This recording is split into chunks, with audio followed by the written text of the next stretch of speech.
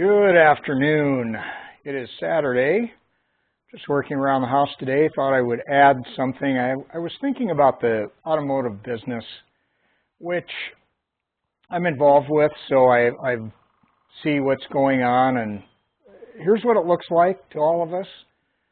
And it's true, the price of cars are up significantly. We have to get a little bit of history here. During the COVID time, a lot of factories were shutting down, and the biggest problem was the supply chain. You could have manufacturing going on, but if you did not have a fan switch to run your air conditioning or the fan for that, you couldn't build the car. So some manufacturers had huge football fields full of vehicles that were waiting on parts as they kept producing them.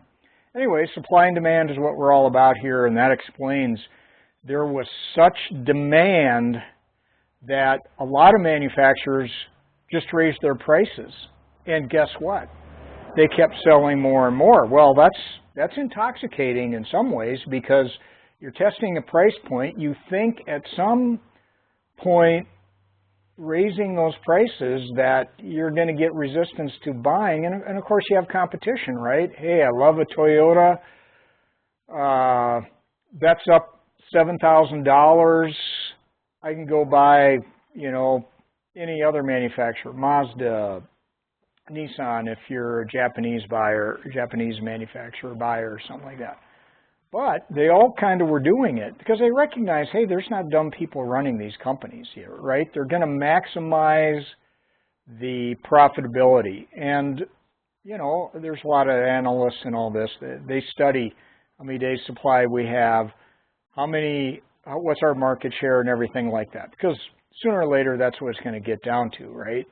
You have to be competitive with the product. It's got to be, quality. You got to have it priced where people can afford it, and you're going to be competing in the marketplace, right? So everything changes all the time. So we go through COVID, used vehicles. People were driving 2-3-year-old vehicles, trading those in because the buy cycle is 2.7 years, right? That's just a known for new vehicle sales. Typical buyer every 2.7 years buys a new vehicle. And you might want to doubt that's true statistic, but it's a factual deal. So a lot of people were driving a vehicle around, and their trade-in value is what they paid for it. So they had positive equity. Don't ever forget the downstream implications of the finance, okay? If the bank has no risk because of the value, you'll be able to get a loan, and you're going to probably have not the best credit score. So anyway, this was going on in the industry, but the one thing about vehicles in general is they do wear out, whether it's the engine, transmission, brakes, driveline, interior, everything about it. They do wear out, right? So we finally are into a position where there's actually excess inventory. But when you do an analysis and vehicles are up 23%. Since 2020. Actually, I went back to 2019. So they're up 23%, which is a pretty good jump in pricing, right? Up almost 1/4 of a percent or 1/4 of the total price. So anyway, Stellantis was the one that kind of was leading the way with, they kept raising their prices on their trucks and everything like that. They kept selling out because you couldn't get a GM truck. You couldn't get a Sierra, things were in tight supply, especially the diesels, 3/4 ton diesels.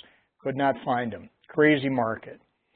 Well, now we're kind of into a time that you're seeing rebates on these because they didn't kind of predict when this was going to end. They just kept building because everything they were building kept selling, right? So we're kind of going through a little bit of an adjustment on that, but keep in mind the tariff rule that's going on right now. Kind of affects all the manufacturers, especially when you consider a General Motors or a Ford.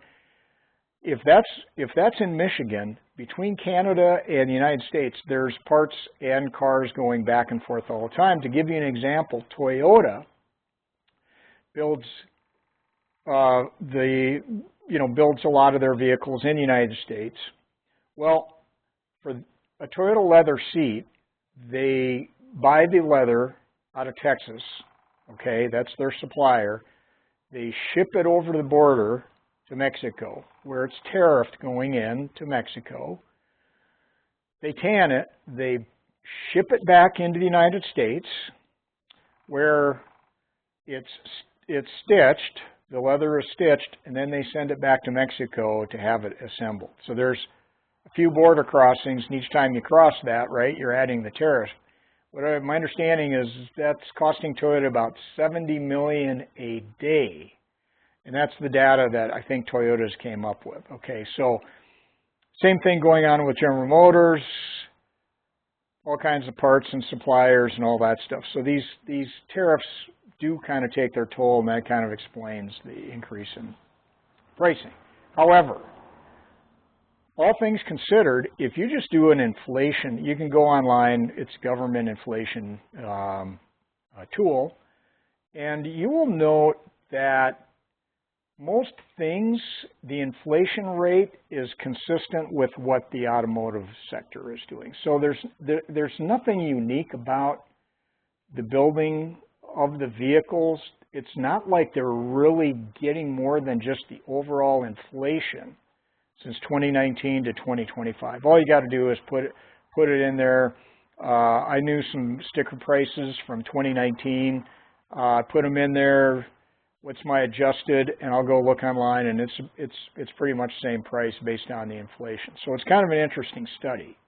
Where we go from here, I think that it's kind of ran out of steam. It's the same question with building a house.